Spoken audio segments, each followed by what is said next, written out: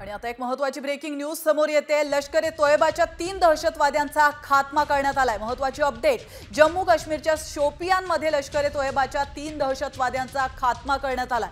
2 दहशतवाद्यांची ओळख पटली आहे, तर एकाची ओळख पटवण्याचं काम भारतीय सैनिकांकडून सुरू आहे।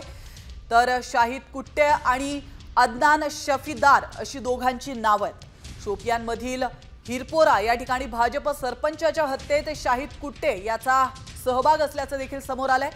तर शोपियानमधील वाची या ठिकाणी स्थानिक नसलेल्या मजुराच्या हत्येत अदनान शफीदार याचा सहभाग असल्याची देखील माहिती समोर आली आहे। सुरक्षा यंत्रणांनी सकाळपासूनच शोपियानमध्ये सुरू केलं होतं कॉम्बिंग ऑपरेशन आणि या कॉम्बिंग ऑपरेशन दरम्यान या दोघांचा खात्मा करण्यात आलाय। याविषयी अधिक माहिती देत आहेत आपले प्रतिनिधी प्रमोद जगताप। प्रमोद, आपण पाहतोय जम्मू काश्मीरच्या शोपियानमध्ये लष्कर-ए-तोयबाच्या 3 दहशतवाद्यांचा खात्मा करण्यात आलाय। काय घडलेलं आहे, काय अधिक माहिती समोर येते? प्राची सकाळपासून खरं तर शोपियान परिसरामध्ये सुरक्षा यंत्रणांकडून कॉम्बिंग ऑपरेशन सुरू होतं। त्यांना माहिती मिळाली होती की गुप्त सूत्रांच्या आधारे की काही दहशतवादी त्या परिसरामध्ये आहेत।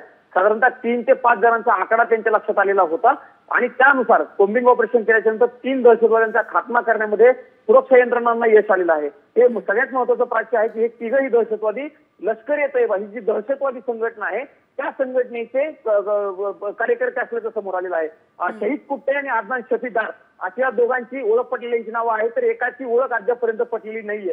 प्राची ज्यावेळी शोपियान असेल किंवा परिसरामध्ये स्थानिक नागरिक असतील, सरपंच असतील, मजूर असतील यांच्या काही हत्या झालेल्या होत्या आणि त्यांच्या हत्येमध्ये यांचा सहभाग असल्याचं देखील निष्पन्न झालेलं आहे। एक महत्त्वाचा मुद्दा असाही समोर येतो प्राची की पहलगाम हल्ल्याचा जो मास्टर माइंड आहे मुसा, त्याच्या देखील जवळचे हे साथीदार असल्याचं समजतंय, अशी देखील माहिती सूत्रांकडून समजते आणि त्याच अनुषंगानं तपास यंत्रणा ज्या आहेत त्या तपास करत असताना बघायला मिळतं। पण या तिघांचा खात्मा करणं हे सुरक्षा यंत्रणांचं खूप मोठं यश आहे असं आपल्याला म्हणावं लागणार आहे। नक्कीच, धन्यवाद प्रमोद, तुम्ही दिलेल्या महत्त्वपूर्ण माहितीबद्दल।